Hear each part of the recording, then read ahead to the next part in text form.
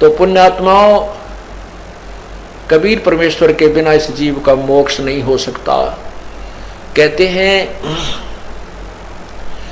गोरख से ज्ञानी घणे ये सुख दे जति जिहान, सीता सी बहु भारिया ये संत दूरी अस्थान। गुरु बिन काहू न पाया ज्ञाना, जो थोथा वो छड़े किसाना। गुरु बिन वेद पढ़े जो प्राणी, समझे न सार रहे अज्ञानी। अब पूर्ण गुरु, अब सतगुरु क्यों कहना पड़ा? नहीं तो गुरु ही काफी होता है। सतगुरु इसलिए कहना पड़ा परमात्मा ने क्योंकि यहां झूठे गुरुओं की कमी नहीं। काल तक की साधना बताने वाले गुरु बहुत हैं और काल से भी भ्रमित ज्ञान बताने वाले गुरु बहुत हैं, लेकिन सतगुरु इसलिए कहना पड़ा जो इन सब के ज्ञान को फेल करे और शास्त्र अनुकूल साधना पर दृढ़ करे, वो सतगुरु कहलाता है। जब ये प्राणी प्रेरित होकर के परमात्मा प्राप्ति के लिए चल पड़ता है, इसको जैसा भी कोई संत मिल जाता है, स्वयं ज्ञान ना होने से ये उसी प्रकार साधना पर दृढ़ हो जाता है।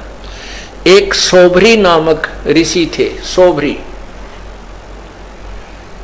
और वो परमात्मा की तरफ में संत के पास गए। उस संत ने जैसी उसको तपस्या साधना बताई, वो दृढ़ होकर लग गए। उन्होंने कहते हैं कि जल में खड़ा होकर के तपस्या की।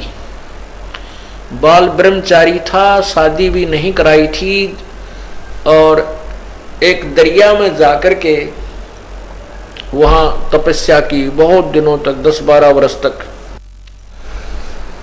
वो वहां फिर क्या देखने लगा, कुछ दिन के बाद एक मगरमच्छ था और उस मगरमच्छ की काफी संतान थी। तो वो मगरमच्छ के पोते पोती, दोते दोती, वो उस मगरमच्छ के आसपास प्यार से घूमती थी और अपनी दूम से उस मगरमच्छ को प्यार देती थी, लाड करते थे। जैसे पोते पोती को दादा दादी की छाती पर लौट जा, कदे उसकी कंधे पर बैठ जा, बैठे गए, तो इस तरह वो प्यार देती थी और वो मगरमच्छ उनसे बड़ा प्रसन्न रहता था, खुशी मनाता था। अब उस सोवरी ऋषि के मन में यह प्रेरणा होगी, मैं शादी करवाऊं और ब्याह करवा कर मेरा पोते पोती हो और उन पोते पोतिया में दोता दोतियों के साथ ऐसे ही लाड लडाऊं। अब वह छोड़ भक्ति और निकला जलमत बार। कहां पहुंचा? मान धाता राजा के पास गया।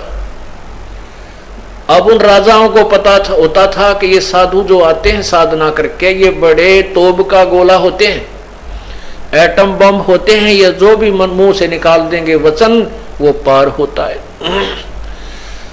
अब वो सोबरी ऋषि तपस्या करके उसका शरीर भी वृद्ध हो रहा, काफी वर्ष हो गए थे, और हाड़ सारे दिखे, बूढ़ी सी शकल, बाल बढ़ रहे।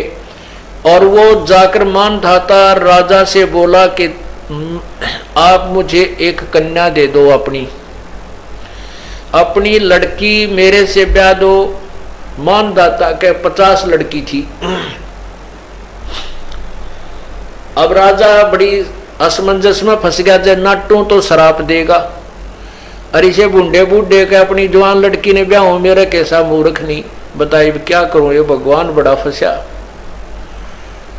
तो उसने सोच समझ के एक उत्तर दिया कि ऋषि जी, हमारा एक नियम है और ये विधान भी बताता है कि मैं अपनी तरफ से किसी लड़की को विवश नहीं कर सकता किसी के साथ शादी करने के लिए। यदि वो लड़की स्वयं पसंद करें, कोई भी लड़की आपको पसंद करे तो मुझे एतराज नहीं। अब राजा ने बेरा था, इसे बूढ़े ने कौन लड़की पसंद करेगी? तो ऋषि बोला जी मुझे मंजूर है, अगर ये आपकी कन्या मुझे पसंद करे तो मेरे से शादी कर लेगी। तो राजा बड़ा प्रसन्न हुआ, भाई ठीक है, कटा टंटा, लड़की कोई पसंद करेगी नहीं और यह बला टल जाएगी। उसने, क्योंकि उन लड़कियों को एक बड़े महल में रहती थी, वहां पर एक नपुंसक व्यक्ति जो हिजड़ा बोलते हैं, उनको ड्यूटी पर उनके गेट कीपर रखा जाता था। तो उसने उस नौकर को बुलाया राजा ने और कहा कि ऋषि जी को लड़कियों के महल में ले जाओ और ये जो भी लड़की इनको पसंद करेगी इसके साथ उसकी शादी कर दी जाएगी। अब उस ऋषि जी ने अपनी सिद्धि साधना और सारे जीवन की कमाई इसको कहां बर्बाद करना शुरू किया, अपना सुंदर शरीर बना लिया नौजवान लड़के का। और जो ही उन लड़कियों के महल में प्रवेश किया और उस नपुंसक ने सारी कहानी बताई कि राजा का आदेश है, जो इसको पसंद करेगी उसके साथ शादी कर दी जाएगी। उन 50 की 50 लड़कियों ने उस ऋषि को पसंद कर लिया। अब राजा फंस गया अपने वचन में। सारी कहानी आकर बता दी गई कि आपकी 50 की 50 लड़कियों ने मुझे पसंद कर लिया है। इसकी गवाही सब लड़कियों ने भी दे दी कि हम इसे पसंद करती, क्योंकि सुंदर शरीर बना लिया उस ऋषि ने। अब राजा ने वो फिर साथ भेज दी लड़की, लेकिन आत्मा बहुत रो रही थी कि इस कंगाल के साथ ये के खावेंगी मेरी बेटी, कहाँ रहेंगी, कैसे दुख उठाएंगी, जंगल में रहना पड़ेगा। पर चलो इनका भाग था, मैं क्या करूं।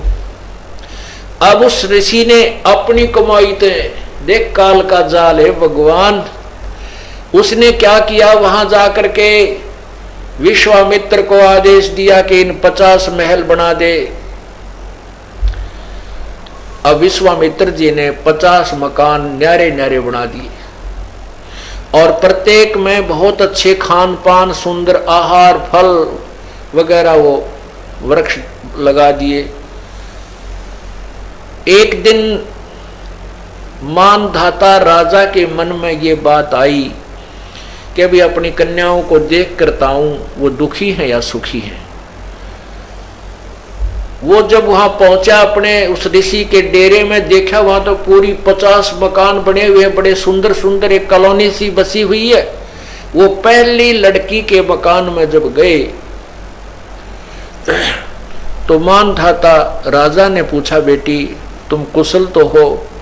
कि पिताजी वैसे तो हम कुशल हैं, कोई कमी नहीं, लेकिन माता पिता की याद तो आती ही रहती है और बाकी हमें कोई कष्ट नहीं। एक मुझे कष्ट है कि ये मेरा पति मेरे पास ही रहता है, दूसरी बहनों के पास कभी नहीं जाता। अब वो दूसरी कन्या के पास गया तो उसने भी यही कहा, पिताजी हम बहुत सुखी हैं और मुझे एक बात का दुख है कि मेरा पति मेरे ही पास रहता है, दूसरी बहनों के पास नहीं जाता। ऐसे 50 के महल में जाकर उसने देखा कि 50 की 50, क्योंकि एक सिद्धि वो चोले धारे, एक सिद्धि नीतत विचार है, ये सर्व अपनी ही कमाई से ये ड्रामेबाजी करवा देता है काल। अब उसने इतनी कमाई कर ली थी, सोबरी ऋषि ने 50 तो शरीर धारण कर लिए, 50 की 50 औरतों को भोग रहा है और उधर 51वां अलग से और बैठा है। जब मानधाता सब लड़कियों के पास होकर के फिर देखा कि ऋषि तो बाहर भी बैठा है, तब उसके चरणों में मस्तक झुका दिया कि आपकी लीला अपरंपार है। अब उस राजा के लिए तो भगवान सिद्ध हो गया वो सोबरी ऋषि। अब उसकी पोल खुलती है, अब देखना आगे क्या होता है। अब सोबरी ऋषि के 150 लड़के हो गए, 150 बच्चे हो गए, क्यों 50 लड़कियां, 2-2, 3-3 बालक हुए, 50 पत्नियां। अब वो क्या सोचता है कि अभी कोई 4 वर्ष का लड़का है, कोई 5 वर्ष का लड़का है, ये फिर सियाने होंगे, इनका ब्याह करूंगा, फिर इनके पोते होंगे मेरे, और फिर मैं इनसे प्यार करूंगा। रे तेरा गजब है, मन तो जीवन खो दिया अपना। ओ हो, फिर क्या रोता है कि मेरी सारी कमाई बर्बाद होगी, मैं उस मगरमच्छ के संगत में, कुसंगत में अपना सर्वनाश कराया। अगर वो मगरमच्छ को मैं नहीं देखता, वो कैसे अपने पोते पोतिया में मस्त हो रहा था, प्यार से खुश रहता था, आज मैंने अपना सर्वनाश कर लिया। जो 20, 30, 40, 50, 60 वर्ष में जो साधना की थी वो बर्बाद कर दी, वो नष्ट कर दी। तो पुण्यात्माओं, कबीर परमेश्वर के बिना इस जीव का मोक्ष नहीं हो सकता। कहते हैं गोरख से ज्ञानी घणे ये सुख दे जति जिहान, सीता सी बहु भारिया ये संत दूरी अस्थान।